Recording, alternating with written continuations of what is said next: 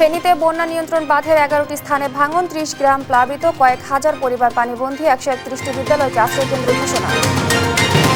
বাংলাদেশি পণ্যে যুক্তরাষ্ট্রের বাড়তি শুল্ক আরোপে রপ্তানিতে পিছিয়ে পড়ার শঙ্কা ব্যবসায়ীদের, কৌশলী হওয়ার পরামর্শ অর্থনীতিবিদদের। রাজধানীর উত্তরা ও মিরপুরে জুলাই আগস্ট হত্যাকাণ্ডের খুনিরা এলাকায় ঘুরে বেড়াচ্ছে প্রকাশ্যে, নিরাপত্তার শঙ্কায় শহীদ পরিবারগুলো। অস্থির চালের বাজার চাঁপাইনবাবগঞ্জে 2 সপ্তাহের ব্যবধানে কেজিতে বেড়েছে 8 টাকা পর্যন্ত, চালকল মালিকদের দুষছেন ব্যবসায়ীরা।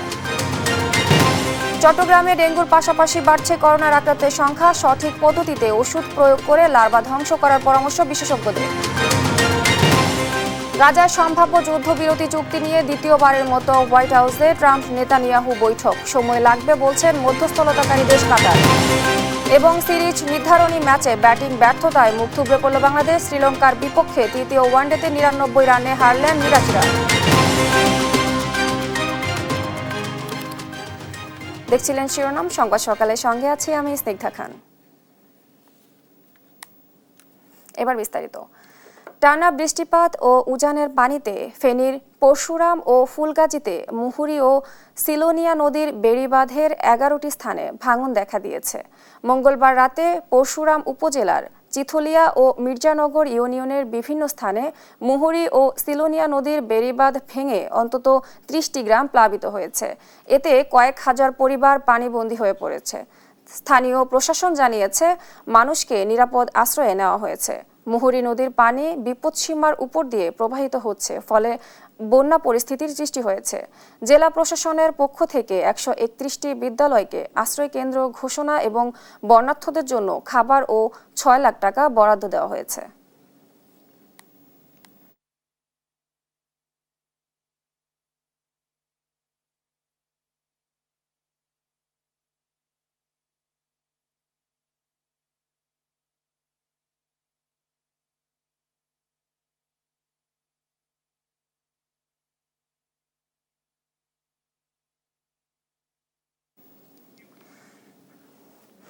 এক আগস্ট থেকে যুক্তরাষ্ট্রে বাংলাদেশি পণ্য 35% শুল্ক আরোপ হলে রপ্তানিতে বিশ্ববাজারে বাংলাদেশ পিছিয়ে পড়বে বলে মনে করছেন বিজিএমইএ সভাপতি মাহমুদুল হাসান খান। এজন্য প্রধান উপদেষ্টার হস্তক্ষেপের কথাও জানান তিনি। এদিকে প্রতিযোগিতামূলক বাজারে টিকে থাকতে ভিয়েতনামের মতো যুক্তরাষ্ট্রের জন্য শূন্য শুল্কের কৌশল অবলম্বনের পরামর্শ দিয়েছেন অর্থনীতিবিদরা। বিস্তারিত মোহাম্মদ আলাউদ্দিনের রিপোর্ট।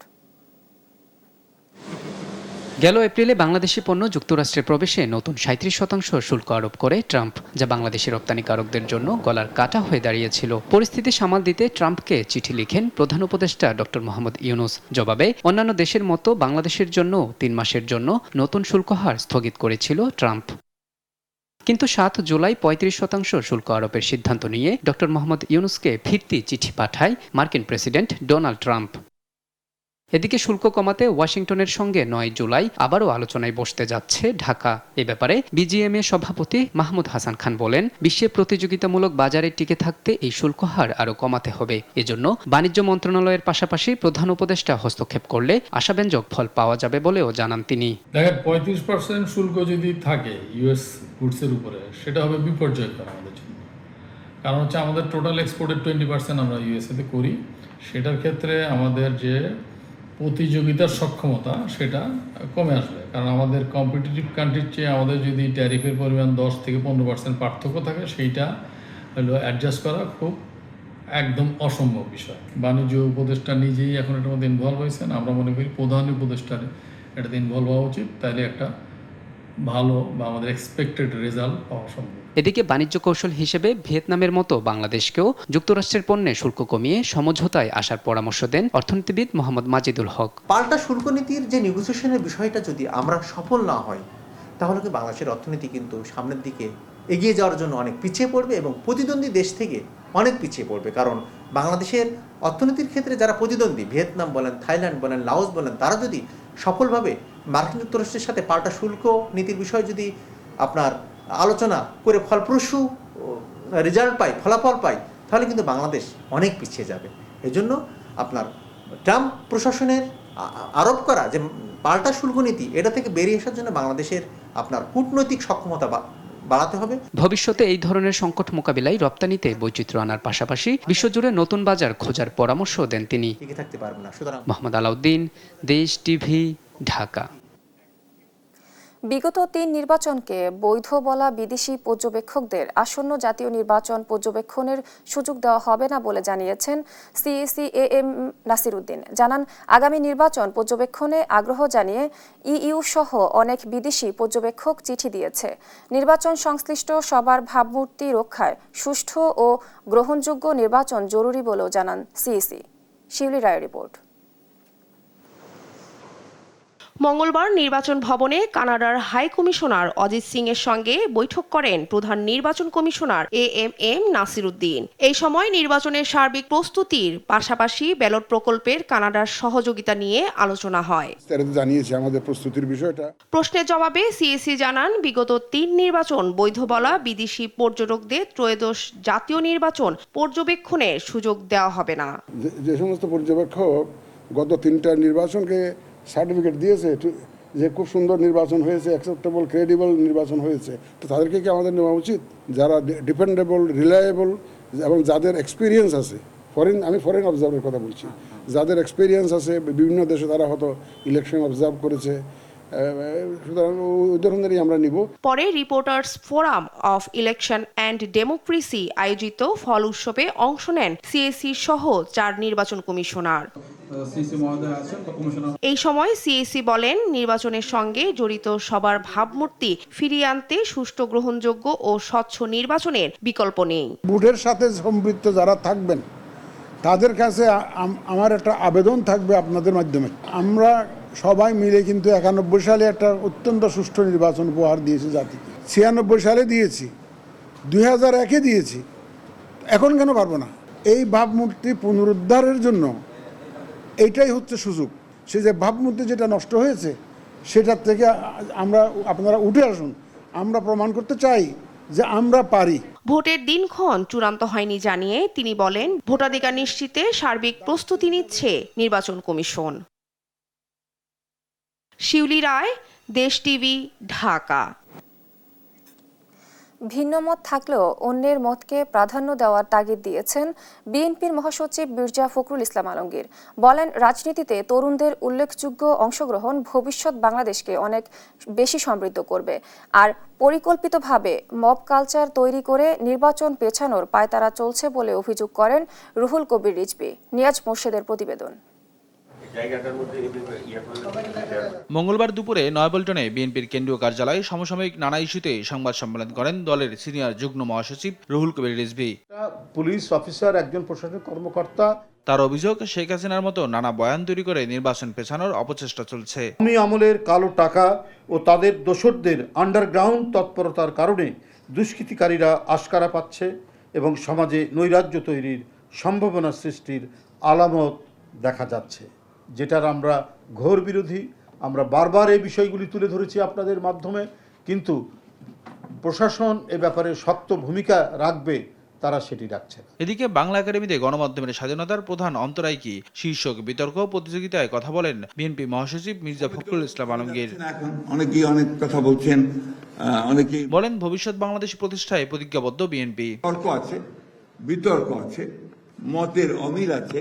যে কথাটা কিছুক্ষণ আগে এখানে অনেকে বলছিলেন যে আমি তোমার সঙ্গে একমত হব না, কিন্তু তোমার মতকে রক্ষা করার জন্য আমি আমার প্রাণ পর্যন্ত বিসর্জন দিতে রাজি আছি। আমরা এটাতেই বিশ্বাস করি, আমরা লিবারেল ডেমোক্রেসিতে বিশ্বাস করি।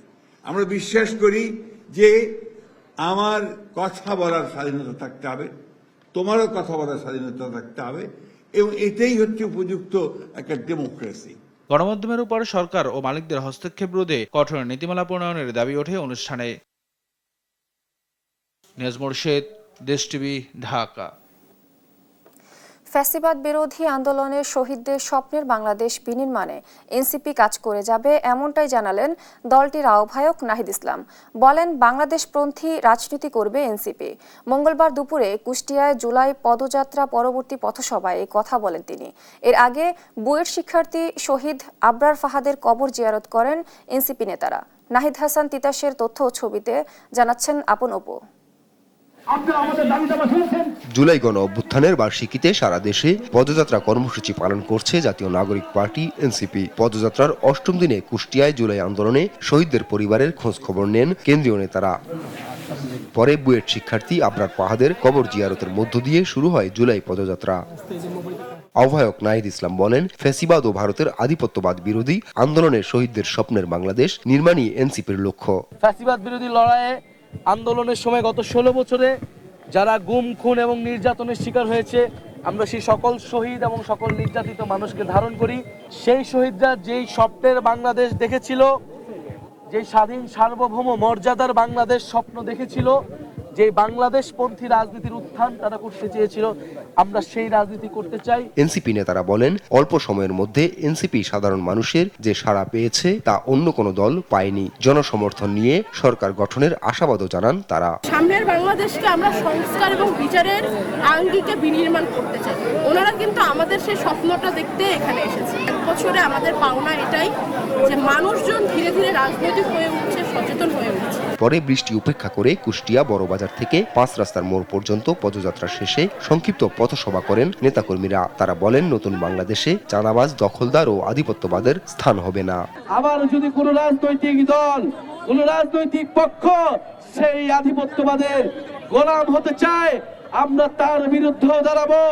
আমরা স্পষ্টভাবে স্লোগান তুলেছি, গোলামি নয়, আজাদি চাই। আমরা সকল দুর্নীতির এস্টাবলিশমেন্টকে উপড়ে ফেলে দিয়ে এসেছি বর্ডারের ওই পাশে। এখন হাসিনা কোথায়? আর যদি নতুন করে কুষ্টিয়ার বুকে কেউ নতুন হাসিনা, নতুন হানিফ হয়ে উঠতে চায়, আমরা তাদের প্রতিহত করব। কুষ্টিয়ার কর্মসূচি শেষে মেহেরপুরে পদযাত্রা ও পথসভা করে এনসিপি। নেতারা বলেন, যারা টাকা দিয়ে ভোট কেনে তারা জনগণকে গোলাম বানিয়ে রাখে।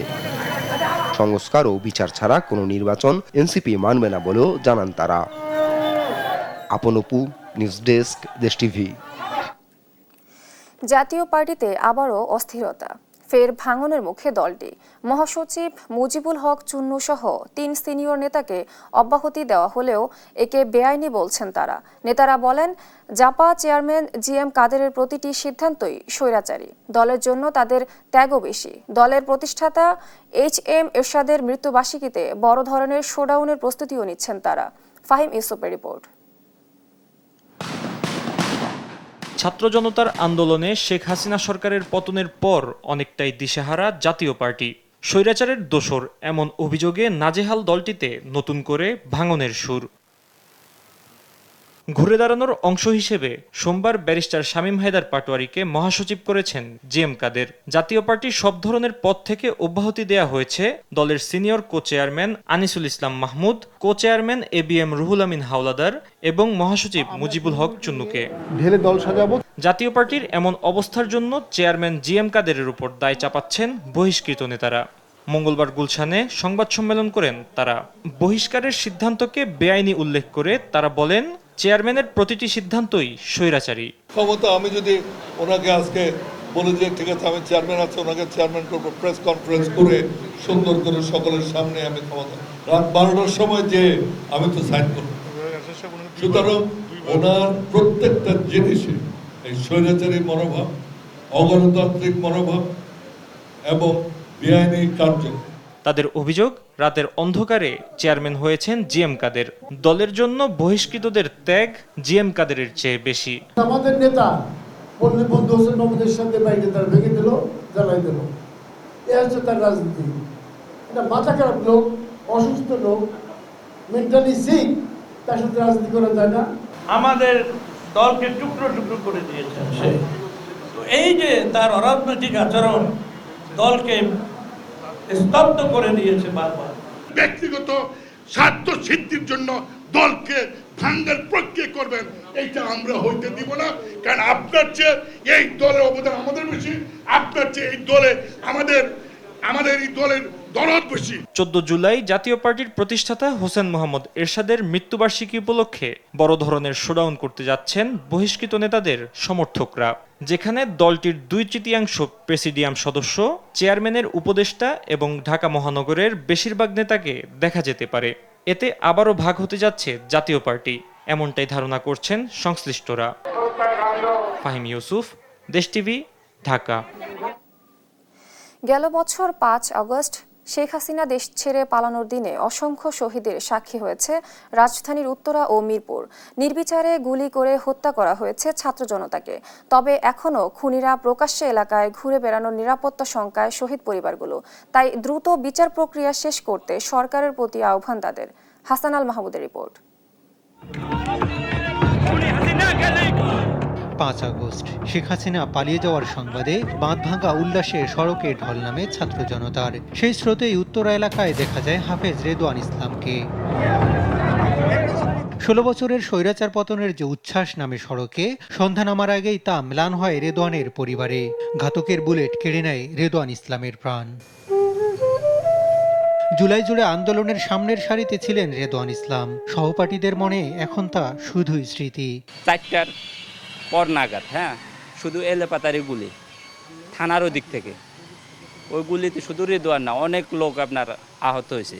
টঙ্গীর দত্তপাড়া এলাকায় ভাড়া বাসায় থাকতেন পরিবার নিয়ে। 6 মাসের সন্তান কোলে নিয়ে স্বৈরাচার হঠাতে প্রয়োজনে জীবন দেওয়ার কথা বলতেন মায়ের কাছে। তা যে বাস্তবে হয়ে যাবে কল্পনাও করেননি রেদওয়ানের মা। তা আমি যদি একবার কোনো সময় শহীদ হইতে পারি তাহলে আমার ছেলেটা আছে, তোমরা সবাই ছেলেটার পক্ষে দেখিও, আল্লাহও দেখবে তোমরাও দেখবা। আন্দোলনের সময় যারা নানাভাবে হুমকি দিয়েছিল এখনো তারা ঘুরে বেড়াচ্ছেন প্রকাশ্যে। এমন হত্যাকাণ্ডের বিচার প্রক্রিয়া শুরু না হয় ক্ষুব্ধ রেদওয়ানের পরিবার। এখানে গুলি করছে, অনেক মানুষকে বুকের রক্ত ঝরাইছে, অনেক মানুষকে শহীদ করছে। আমার কথা হলো এই শেখ হাসিনা খুনির যেন আমরা বিচার চাই, শাস্তি চাই। গেল বছর জুলাই অভ্যুত্থানে আন্দোলনের অন্যতম কেন্দ্রবিন্দু ছিল মিরপুর 10 নম্বর। 4 আগস্ট আওয়ামী সন্ত্রাসীদের সাথে ছাত্র জনতার দফায় দফায় সংঘর্ষের পর দুপুরে এই চত্বর দখল নেয় ছাত্র জনতা। একই সাথে 5 আগস্ট গণভবনমুখী গণ অভ্যুত্থানের মিছিল, সেটিও সূচনা করেছিল মিরপুর 10 নম্বর থেকে। এখানকার প্রতিটি ইঞ্চি মাটিতে লেগে আছে অসংখ্য শহীদের রক্ত। 5 আগস্ট বিজয় মিছিলে নির্বিচারে গুলিতে শহীদ হন স্থানীয় কম্পিউটার অপারেটর আনোয়ার হোসেন পাটোয়ারি। স্থানীয় একটি হাসপাতালে অসংখ্য লাশের সঙ্গে শহীদ আনোয়ারকে আবিষ্কার করেন ভাই আব্দুল্লাহ আল মারুফ। তো 10 নম্বর আজমল হাসপাতালে গিয়ে দেখি যে ভাইয়া সহ আর 5 থেকে 7 জন নিচে সহ। পরিবারের বড় ছেলেকে হারিয়ে এখনো পাগল প্রায় পিতা আলামিন পাটোয়ারি। 4 ভাই 2 বোনের মধ্যে সবার বড় হওয়ায় পরিবারের সব দায়িত্ব সামলিয়ে জীবনটুকুও বিলিয়ে দিলেন স্বৈরাচার হঠাতে। তবে বিচারের ধীরগতিতে আক্ষেপ পরিবারের। কেমন জানি আমার থেকে হাজার হাজার টনের মতো লাগতেছে আমার ছেলের লাশটা। আজকে এই ছেলের দেশের আজকে রক্তের বিনিময়ে আমরা আজকে নতুন দেশ চাই। জুলাই জুড়ে সব হত্যাকাণ্ডের দ্রুত বিচার নিশ্চিতের দাবি জানান শহীদ আনোয়ারের পিতা। হাসান আল মাহমুদ, দেশ টিভি, ঢাকা। দেখছেন সংবাদ সকাল। রাস্তাঘাটে বিভিন্ন সময় সে পুলিশের পোশাক পরে বিভিন্ন জায়গায় গাড়ি ঘোড়া থামায় সে তল্লাশি করত রীতিমতো। ছিনতাইয়ের সাথেও জড়িত, সে মাদক ক্রয় বিক্রয়ের সাথেও জড়িত। তার বাড়ি থেকে আমরা আরও অনেক পুলিশের পোশাক আমরা উদ্ধার করতে পেরেছি এবং খেলনা পিস্তলও আমরা পেয়েছি তার বাসা থেকে। চালের অন্যতম উৎপাদন এলাকা হিসেবে পরিচিত চাঁপাইনবাবগঞ্জ, সেখানেও চালের বাজার অস্থির। 2 সপ্তাহের ব্যবধানে পাইকারি ও খুচরা পর্যায়ে সব ধরনের চালের দাম কেজিতে বেড়েছে 6 থেকে 8 টাকা পর্যন্ত। ব্যবসায়ীরা বলছেন প্রাকৃতিক দুর্যোগের ক্ষতিগ্রস্ত হয়েছে ধানের উৎপাদন। এছাড়াও চালের দাম বৃদ্ধির নেপথ্যে রয়েছে চালকল মালিকদের কারসাজি। বাজার মনিটরিংয়ে প্রশাসনের উদ্যোগ না থাকায় চালের দাম কমার কোনো লক্ষণ নেই। সহকর্মী তারেক রহমানের পাঠানো রিপোর্ট জানাচ্ছেন শামীম হোসেন। কোরবানির ঈদের পর থেকেই বাজারে খুচরা পর্যায়ে সব ধরনের চালের দাম 5 থেকে 8 টাকা পর্যন্ত বেড়েছে। সেই দাম এখন পর্যন্ত আর কমেনি। বাজারে প্রতি কেজি মিনিকেট চাল এখন 85 টাকায় বিক্রি হচ্ছে। ঈদের আগে চালের কেজি ছিল 78 থেকে 80 টাকা। এছাড়া খুচরা বাজারে প্রতি কেজি স্বর্ণা 58 থেকে 60 টাকা, ব্রি 28 ও ব্রি 29 জাতের চাল 62 থেকে 65 টাকায় বিক্রি হচ্ছে। অটো রাইস মিল মালিকদের অবৈধ মজুতের কারণে বাজারে ধানের দাম বেড়েছে বলে অভিযোগ ব্যবসায়ীদের। এছাড়া টানা বৃষ্টির কারণে চালের উৎপাদন ব্যাহত হচ্ছে বলে জানান তারা। বর্ষার কারণে মিল মালিকেরা, মিল চাতারা যারা ব্যবসা করে তারা উৎসাহিত করতে পারছে না এবং বাজারের চাহিদা অনুযায়ী আমদানি কম। এখন বর্তমানে ক্যাশ ক্যাপিটাল মিলালা স্টক, বাড়িওয়ালা ধানালা যারা জমিওয়ালা স্টক প্রয়োজন মতন ধান বেচে, আর এখন ওই যখন দাম উঠে তখন বেচে নাহলে বেচে না। আমরা যার কাছে কেনা বেচা করি, ওই আবহাওয়া খারাপ, চাতালে চাউল হচ্ছে না, রোদ টোদ হলে ঠিক স্বাভাবিক হয়ে যাবে। চাউলের দাম বাড়ার মেন কারণ হলো ধান নষ্ট হয়ে গেছে বৃষ্টির জন্য। খুচরা বিক্রেতারা জানান গেল 2 সপ্তাহে মিনিকেট চালের দাম কেজি প্রতি 6 থেকে 8 টাকা বেড়েছে, আর মোটা ও মাঝারি চালের দাম কেজিতে বেড়েছে 2 থেকে 3 টাকা। ভরা মৌসুমে এভাবে চালের দাম বৃদ্ধি অযৌক্তিক বলে জানান তারা। আমরা 28 চাউল আগে বিক্রি করতাম 66 টাকা, এখন 68 বেচছি, 70 বেচছি। পুরাতন স্বর্ণের চাউল আপনার মনে করলেন যে 55-56 বেচতাম, এখন 58 বেচছি। 28 আপনার ভালো যেটা আপনার কোয়ালিটি এটা 75 বেচছি। মিল ব্যবসায়ী এরা চাল কিন্তু ঢুকাচ্ছে, ওরা কিন্তু আবার যখন দাম বাড়বে তখন ছাড়বে। এদিকে জেলা কৃষি বিপণন কর্মকর্তার দাবি, চালের বাজার নিয়ন্ত্রণে মনিটরিং করা হচ্ছে নিয়মিত। আমরা কঠোরভাবে বাজার মনিটর করছি, দোকানদারদের বলতেছি, তবে এটা স্টে করবে না। এখন সমস্যা হয় কি, আমাদের তো লোকজন তো কম, অত তো লোক জনবল আমাদের কম, এটা জানেন। আমাদের মাত্র টোটাল বাংলাদেশ সহকারে আমাদের 976 জন লোক, পুরো বাংলাদেশ। বাজারে চালের সংকট নেই, অথচ দাম বেড়েই চলেছে। এমন পরিস্থিতিতে চালের বাজার নিয়ন্ত্রণে প্রশাসনের যথাযথ পদক্ষেপ জরুরি বলছে সাধারণ মানুষ। শামীম হোসেন, নিউজ ডেস্ক, দেশ টিভি। টানা বৃষ্টিপাত ও উজানের পানিতে ফেনীর পরশুরাম ও ফুলগাজীতে মুহুরী ও সিলোনিয়া নদীর বেড়িবাঁধের 10টি স্থানে ভাঙন দেখা দিয়েছে। এ বিষয়ে বিস্তারিত জানতে সরাসরি যুক্ত হচ্ছে আমাদের ফেনী প্রতিনিধি তোফায়েল আহমেদ নিলয়ের সঙ্গে। নিলয়, এই মুহূর্তে ভাঙনের কারণে কতটি গ্রাম বা এলাকা প্লাবিত হয়েছে এবং স্থানীয়রা কিভাবে আশ্রয় নিচ্ছেন বা দুর্ভোগে পড়ছেন আমাদের জানাবেন। ধন্যবাদ। আসলে এই মুহূর্তে আমি রয়েছি ফেনীর ফুলগাজী উপজেলায়। আমরা পিছনে যে দৃশ্যটি দেখতে পাচ্ছেন, এটি হচ্ছে গতকাল ঠিক 10টা থেকে এই এলাকায় পানি প্রবেশ করতে থাকে। এই পানি প্রবেশের ফলে এখানকার যে বাড়ি ঘর, ফসলি জমি, মাছের ঘের যেগুলো আছে সেগুলো ইতিমধ্যে পানির নিচে চলে গেছে এবং কি পুকুরে বেশ কিছু মাছ ভেসে গেছে বলে আমরা এখানকার স্থানীয়দের কাছ থেকে তথ্য জানতে পেরেছি। তবে আমার ক্যামেরার সামনে যে দৃশ্যটি সে বাড়িটি এখনো পানির নিচে নিমজ্জিত রয়েছে। পুরো বাড়িটির যে আসবাবপত্র যেগুলো রয়েছে সে সবগুলো কিন্তু ইতিমধ্যে পানির নিচে তলিয়ে গেছে। তবে আমরা দেখেছি যে গত কয়েকদিনের টানা বর্ষণ এবং ভারতের উজান থেকে নেমে আসা পাহাড়ি ঢলে ফেনীর ফুলগাজী এবং পরশুরামের 13টি পয়েন্টে ভাঙন সৃষ্টি হয়েছিল। এই 13টি পয়েন্টে ভাঙনের ফলে এই এলাকায় প্রায় 20টি গ্রাম প্লাবিত হয়েছে বলে আমরা প্রাথমিকভাবে জানতে পেরেছি। তবে এখনো পর্যন্ত উপজেলা প্রশাসন আমাদেরকে প্রাথমিক কোনো তথ্য দিতে পারেনি। তারা এখনো পর্যন্ত বিভিন্ন অঞ্চল থেকে খোঁজ খবর নিয়ে তারা জানার চেষ্টা করছে যে আসলে কি পরিমাণ বাড়িঘর ক্ষতিগ্রস্ত হয়েছে, কি পরিমাণ মানুষ পানিবন্দী হয়েছে বলে কিন্তু তারা আমাদেরকে সে তথ্য এখনো জানাতে পারেনি। তবে আমরা বারবার আমরা উপজেলা প্রশাসনের কাছে জানতে চেয়েও এখনো পর্যন্ত তাদের কাছ থেকে সৎ উত্তর আমরা কোনো প্রতি উত্তর পাইনি। তবে বন্যা কবলিত এলাকায় অর্থাৎ পানিবন্দী যে সকল মানুষগুলো রয়েছে তাদের কোনো খোঁজ খবর এখনো পর্যন্ত উপজেলা প্রশাসনের পক্ষ থেকে নেয়নি বলে স্থানীয়রা অভিযোগ করছেন। পাশাপাশি এখানে যে পানি উন্নয়ন বোর্ড রয়েছে, আমরা পানি উন্নয়ন বোর্ডের সাথে কথা বলেছি। পানি উন্নয়ন বোর্ডের যে নির্বাহী কর্মকর্তা আক্তার হোসেন মজুমদার তিনি বলছেন যে মুহুরী এবং সিলোনিয়া নদীর যে 13টি পয়েন্টে ভাঙন সৃষ্টি হয়েছিল, এই 13টি ভাঙন দিয়ে ইতিমধ্যে লোকালয়ে পানি প্রবেশ করছে। লোকালয়ে পানি প্রবেশ করে নিম্ন অঞ্চলগুলো প্লাবিত হচ্ছে। তবে যে পরিমাণ মানুষ যে পানিবন্দী হয়েছে সে পরিমাণ মানুষকে যে পরিমাণ মানুষ পানিবন্দী হয়েছিল সে সকল পানিবন্দী মানুষদের আসলে এখনো পর্যন্ত শুকনো খাবার বা কোনো ধরনের সহায়তা উপজেলা প্রশাসন বা জেলা প্রশাসনের পক্ষ থেকে দেওয়া হয়নি বলে কিন্তু আমরা জানতে পেরেছি। স্থানীয়দের অভিযোগ যে সব সময় যে বন্যা হয় এবং কি এসব বন্যার কবলে পড়ে মানুষ ক্ষতিগ্রস্ত হয় এবং কি মানুষের যে সকল আসবাবপত্র বাড়িঘর থেকে শুরু করে সর্বস্তরের মানুষ কিন্তু এই মুহুরী, কহু এবং সিলোনিয়া বন্যা নিয়ন্ত্রণ ভাগ ভেঙে কিন্তু তারা সবসময় ক্ষতিগ্রস্ত হয় বলে আমাদেরকে জানিয়েছিলেন। তবে এখানকার মানুষের দাবি হচ্ছে গিয়ে যে প্রতি বছর যেন এ ধরনের বন্যার সম্মুখীন না হতে হয়, মানুষের ক্ষতিগ্রস্ত যেন না হয় সেজন্য টেকসই বাঁধ নির্মাণের জন্য তারা বারবার বলে আসছে, কিন্তু এখনো পর্যন্ত সেটি কোনোভাবেই বাস্তবায়ন করা হয়নি। আমরা বলছে যে ৭,৪৩০ কোটি টাকার একটি প্রকল্প মন্ত্রণালয়ে পাঠানো হয়েছে, সেটি অনুমোদন হলে এখানে কাজ শুরু হবে। সেই পরিপ্রেক্ষিতে আগামী আরো 2 থেকে 3 বছর পরে এই যে মানুষের যে দীর্ঘদিনের দুর্ভোগ সেটি তা কিছুটা।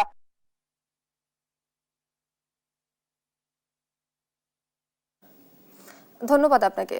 ফেনীর বন্যা পরিস্থিতি জানাচ্ছিলেন আমাদের সহকর্মী তোফায়েল আহমেদ নিলয়।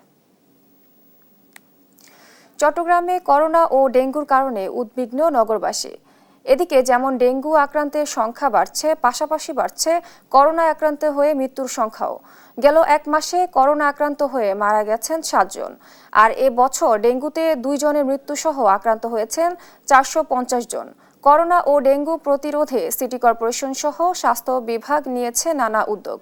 পাশাপাশি ডেঙ্গুর ভয়াবহতা রোধে কীটতত্ত্ববিদরা বলছেন, সঠিক পদ্ধতিতে ওষুধ প্রয়োগ না করলে এডিস মশার লার্ভা ধ্বংস করা যাবে না। চট্টগ্রাম থেকে AKM নাজিমের রিপোর্ট, জানাচ্ছেন শামীম হোসেন। বছরের শুরু থেকেই চট্টগ্রাম নগরীতে ডেঙ্গুর প্রকোপ শুরু হলেও জুন থেকে প্রকোপ বাড়ছে করোনার। ইতিমধ্যে করোনায় মারা গেছেন 7 জন আর আক্রান্ত হয়েছেন 184 জন। এবছর ডেঙ্গুতে 2 জনের মৃত্যুসহ আক্রান্ত হয়েছেন 450 জন। কারো জ্বর বা উপসর্গ দেখা দিলে দ্রুত চিকিৎসকের পরামর্শ নেয়ার পরামর্শ দিয়েছেন বিশেষজ্ঞরা। 2 ক্ষেত্রে চিকিৎসা মোটামুটি আমরা সেম। এইগুলাকে আইসিইউ কেয়ারে যদি রাখতে পারি এবং অক্সিজেন সাপোর্ট দিয়ে যদি রাখতে পারি, তাহলে আমরা রোগীদেরকে খুব দ্রুত চিকিৎসা দিয়ে মৃত্যুর হাত থেকে আমরা উদ্ধার করতে পারবো। লাংসের সাথে যে রক্তনালীগুলো আছে, যাকে আমরা পালমোনারি এম্বোলিজম, যেখানে আমরা রক্ত জমাট বেঁধে যায়, এই 2টা মেইন কারণ হচ্ছে যে আসলে করোনা রোগীর মৃত্যুর কারণ। আর শুধু বর্ষাকালেই নয়, পুরো বছর জুড়ে মশা নিধন কার্যক্রম পরিচালনা করার তাগিদ এই কীটতত্ত্ববিদের। এই মসকিউটোরকে কমপ্লিটলি কন্ট্রোল যদি করতে চাই, সেটা হচ্ছে যে ওদের লাইফ সাইকেলটা আমাদের জানা দরকার। ওদের লাইফ সাইকেল বেসিক্যালি 7 থেকে 10 দিন। আমরা যে শুধু রেনি সিজনটাকে এমফাসাইজ করি বা বলি যে রেনি সিজনে কন্ট্রোলিং যে ব্যাপারটা আমাদের মধ্যে ঘটে, এটার থেকে আমার মনে হয় যে ইয়ার রাউন্ড আমাদের এটার বিষয়ে সচেতন থাকা উচিত। ডেঙ্গু ও করোনার এমন প্রকোপে উদ্বিগ্ন নগরবাসীকে আশ্বস্ত করতে সিটি মেয়র জানান, করোনা প্রতিরোধে আলাদা ডেডিকেটেড হাসপাতাল সহ বিনামূল্যে পরীক্ষার কিট ও টিকার ব্যবস্থা করা হয়েছে। ডেঙ্গুর যে অ্যান্টিজেন টেস্ট, সেই অ্যান্টিজেন টেস্ট আমরা কিন্তু ফ্রি করে দিচ্ছি। আর এখানে করোনার জন্য আপনারা দেখেছেন যে আমি 20 বেডের একটা আইসোলেশন সেন্টার আমরা শুরু করেছি। 15 বেড হচ্ছে, আর 5 বেড আমরা বিস্তার করব।